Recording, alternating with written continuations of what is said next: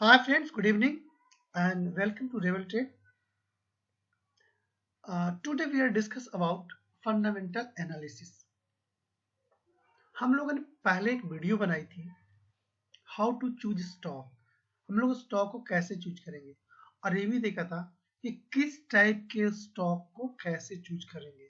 Intraday stock है उसको कैसे चूज करेंगे, शॉर्ट टर्म का स्टॉक है उसको कैसे फाइंड करेंगे, लॉन्ग टर्म है उसको कैसे फाइंड करेंगे। तो मैंने लॉन्ग टर्म का भी चलते हैं। लॉन्ग टर्म के स्टॉक को हम लोग टू टाइप से सेलेक्ट करने के लिए डिस्कस किया था। फर्स्ट क्या था, फंडामेंटल एनालिसिस, और सेकंड था चार्ट। अगर दोनों में परफेक्ट बैठता है तो हम लोग उस स्टॉक में अपना पोजीशन बनाएंगे, उस स्टॉक को परचेज करेंगे। फ्रेंड्स, अगर आप इस चैनल को सब्सक्राइब नहीं किया तो प्लीज सब्सक्राइब कर लीजिए और बेल आइकन को प्रेस कर दीजिए जिससे कि नोटिफिकेशन आपके पास चला जाए। नाउ हम लोग स्टार्ट करते हैं वीडियो। और ये वीडियो बहुत ही इंपॉर्टेंट है, बहुत इंपॉर्टेंट होने वाली है, तो प्लीज इसे केयरफुली सुने और एंड तक देखें कि हम लोग कैसे फंडामेंटल एनालिसिस करेंगे। तो फ्रेंड्स, जब भी हम कोई स्टॉक में पोजीशन बनाते हैं लॉन्ग टर्म के लिए, रिमेंबर इट, लॉन्ग टर्म के लिए, तो हम लोग दो चीजों को ध्यान में रखते हैं। पहली चीज, फंडामेंटल एनालिसिस। कंपनी का फंडामेंटल क्या बोल रहा है, क्या कह रहा है उसका डेटा, उसके अकॉर्डिंग हम लोग उस स्टॉक में पोजीशन बनाएंगे। फंडामेंटल एनालिसिस में क्या क्या देखते हैं? फंडामेंटल एनालिसिस में फ्रेंड्स हम लोग देखते हैं कंपनी का बिजनेस क्या है, कंपनी क्या बिजनेस कर रही है, अभी मार्केट में कैसा वो बिजनेस कैसा परफॉर्म कर रहा है। सेकंड देखते हैं कि इन फ्यूचर में कंपनी का डिमांड कैसा रहेगा, उसकी मांग रहेगी या नहीं रहेगी। अभी एक एग्जांपल के थ्रू मैं आपको डिस्कस करता हूँ, समझाता हूँ। सपोज कीजिए अभी पेट्रोल से गाड़ियां चल रही है, इलेक्ट्रॉनिक्स टू व्हीलर है वो पेट्रोल से चल रही है, या फोर व्हीलर डीजल से चलती है। ठीक है, फोर व्हीलर है या फिर जो भी है गाड़ियां। बहुत सारे जो इलेक्ट्रिक व्हीकल हैं, ऑटो रिक्शा हैं, वो क्या है, उसमें सौर प्लेट लगी हुई है और उससे क्या होता है, बैटरी चार्ज हो जाती है। उसमें एक बैटरी लगी होती है, वो चार्ज हो जाती है और सौर ऊर्जा से वो चार्ज हो जाती है। सॉरी, प्लेट लगा हुआ सौर ऊर्जा का और ऊपर से सूरज की रोशनी पड़ती हुई चार्ज हो जाती है और वो चलती है। उसमें पेट्रोल या डीजल नहीं लगता। आने वाला समय सेम पैटर्न पे चलेगी। टू व्हीलर इलेक्ट्रॉनिक्स व्हीकल आ चुकी है, सेम है, बैटरी चार्ज कीजिए, इलेक्ट्रिक से भी चार्ज हो रही है। इन फ्यूचर वो प्लेट से चार्ज होगा, उसमें न इलेक्ट्रिसिटी भी नहीं लगेगी न बिजली लगेगी। तो आने वाला जो समय है इन फ्यूचर में इसकी डिमांड बढ़ेगी। तो यही मैं समझाने की कोशिश कर रहा हूँ कि जो आने वाला समय है उसका फ्यूचर कैसा रहेगा, ये स्टॉक के फंडामेंटल में हम लोग देख लेंगे, तभी स्टॉक को परचेज करेंगे। सेकंड, जो आने वाला समय है उसके लिए कंपनी क्या प्लान बना के रखी है। क्योंकि कंपनी का कंपटीटर मार्केट में बहुत सारा होगा, ऐसा नहीं कि हम स्टॉक ले लें और कंपनी में ग्रोथ के लिए कोई प्लान ही ना हो। तो अभी आने वाले समय में तो एक से एक टाटा और अंबानी बहुत सारी वो ला रही है, स्कीम ला रही है और कंपनी भी लगा रही है। तो हम उस कंपनी को देखेंगे जो आगे के लिए या फ्यूचर में कुछ प्लान करके रखे कि हाँ ये स्टेप से हम लोग आगे बढ़ेंगे। थर्ड, अगर कोई ब्रांड कंपनी हो, थोड़ा रिपोर्टेड कंपनी हो तो बहुत अच्छा हो। ये हुआ कंपनी के बारे में। अब हम लोग देखते हैं कंपनी का सेल्स कैसा है। हम लोग जब इंटर करेंगे तो उससे पहले देख लेंगे कंपनी का सेल्स कैसा है, हर क्वार्टर में वो इंक्रीज हो रहा है या डिक्रीज हो रहा है। तो ये एक इंपॉर्टेंट चीज है। अगर सेल ही नहीं होगा तो प्रॉफिट कहाँ से आएगा। ओके, तो हर ईयर में हम लोग उसको थोड़ा सेल्स का डेटा देख लेंगे कि वो इंक्रीज हो रहा है या डिक्रीज हो रहा है। थर्ड पॉइंट आता है प्रॉफिट। अब एक चीज और देखेंगे हम लोग कि हर क्वार्टर में कंपनी प्रॉफिट दे रही है या नहीं दे रही है। अगर खुद ही कंपनी प्रॉफिट नहीं ले रही है तो अपने शेयर होल्डर को प्रॉफिट कहां से प्रोवाइड करेगी? तो सिंपल सी बात है कि आप उस कंपनी के प्रॉफिट डेटा को भी देखें कि उसमें कंपनी क्वार्टरली या फिर एनुअली प्रॉफिट बना रही है नहीं बना रही है। जो कंपनी, बहुत सारी कंपनी तो ऐसी है जो प्रॉफिट बनाती है तो प्रॉफिट तो बढ़ता ही है, शेयर तो बढ़ता ही है, प्लस डिविडेंड भी देती है एक्स्ट्रा। तो ये सब चीज हम लोग को बहुत सारे जो बहुत सारे बड़े बड़े लोग हैं वो सिर्फ डिविडेंड से ही अपना एक्सपेंस निकाल लेते हैं। तो ये एक इंपॉर्टेंट चीज है, इस पे भी हम लोग ध्यान देंगे। फोर्थ आती है पी। पी वैल्यू क्या आता है? पी वैल्यू होता है share price divided by annual earning, जो भी है एक शेयर पे जो होता है वो। तो पी वैल्यू, और पी वैल्यू जितना कम रहे उतनी अच्छी है। अगर पी वैल्यू 9 to 15 20 रहे दैट्स बेटर। एक्चुअली वो कंपनी पे भी डिपेंड करती है कि कैसी कंपनी है, तो उसके अकॉर्डिंग भी डेटा कैलकुलेट होता है। कंपनी का जो फॉर्मूला ये है, लेकिन पी वैल्यू कम हो तो बहुत अच्छी बात है कंपनी के लिए और शेयर होल्डर के लिए। पी वैल्यू कम होना चाहिए, बुक वैल्यू ज्यादा होना चाहिए सॉरी, बुक वैल्यू ज्यादा होना चाहिए जितना ज्यादा होगा वो बुक वैल्यू कंपनी के का जो एसेट्स है वो दिखाएगा, लायबिलिटीज एसेट दिखाएगा कि इतना ये है, तो बुक वैल्यू ज्यादा होना चाहिए। आरओई, आरओई ठीक है एवरेज होना चाहिए। तो आरओई भी हम लोग को देखने वाली चीज है। इविडिटा, इविडिटा क्या? इविडिटा है प्रॉफिट, हर ईयर में इविडिटा निकालती है, वो क्या रहती है वो भी हम लोग को देखना पड़ेगा इविडिटा क्या है। थर्ड, हम लोग जब देखते हैं कंपनी के फंडामेंटल्स को तो एक बहुत ही इंपॉर्टेंट चीज आती है, वो है डेप्ट। कंपनी पे डेप्ट कितना है, कर्ज कितना है।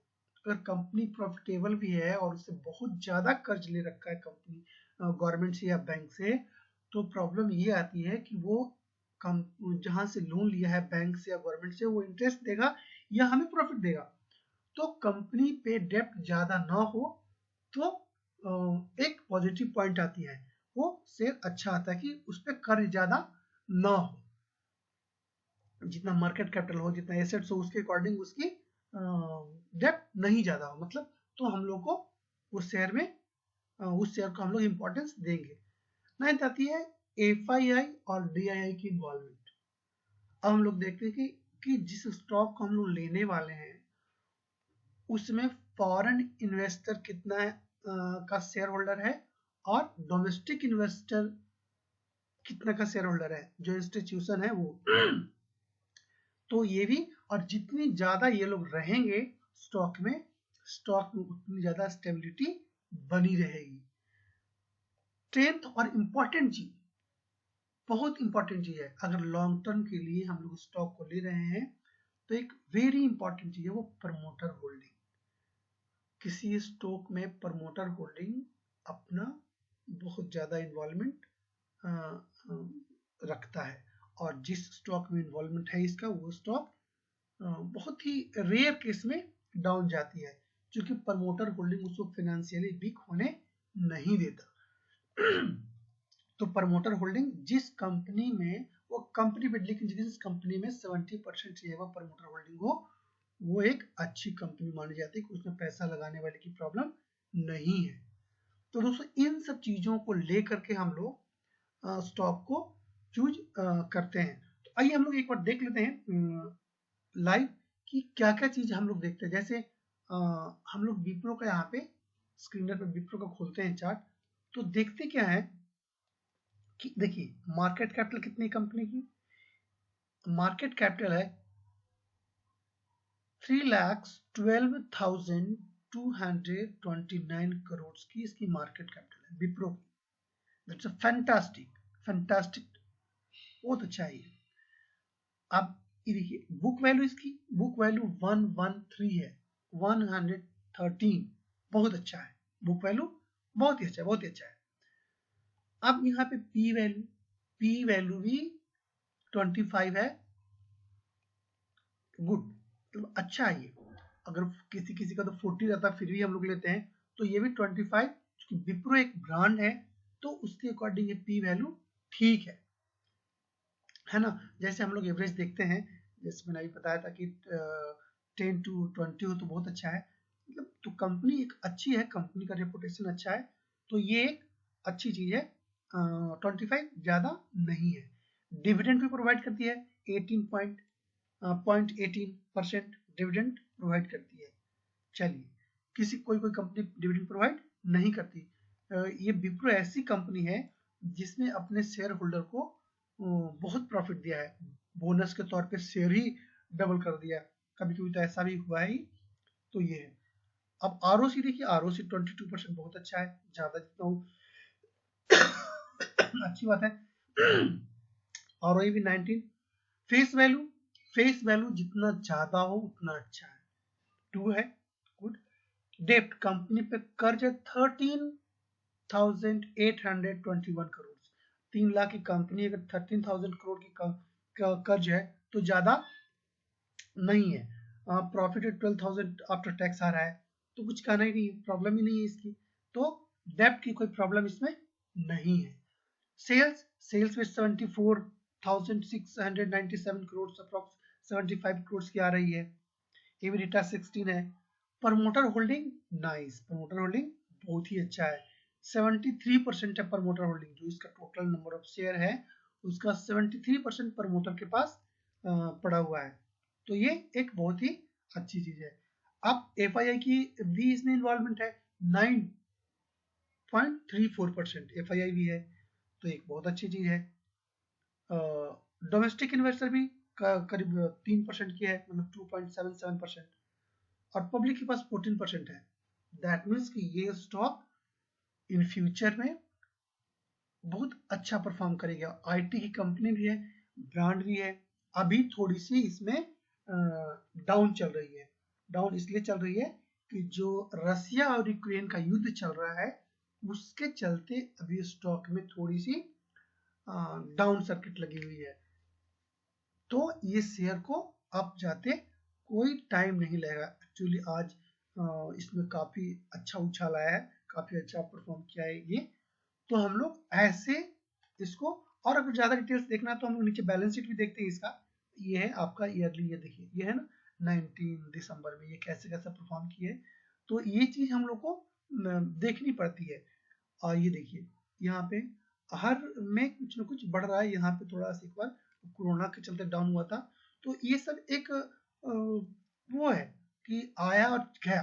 तो जैसे कोरोना हो गया और ओमिक्रॉन हो गई, यूक्रेन युद्ध हो गया, तो ये सब एक्सेप्शन है, ये सब बार बार नहीं होते, युद्ध बार बार नहीं होते, एक्सेप्शन है।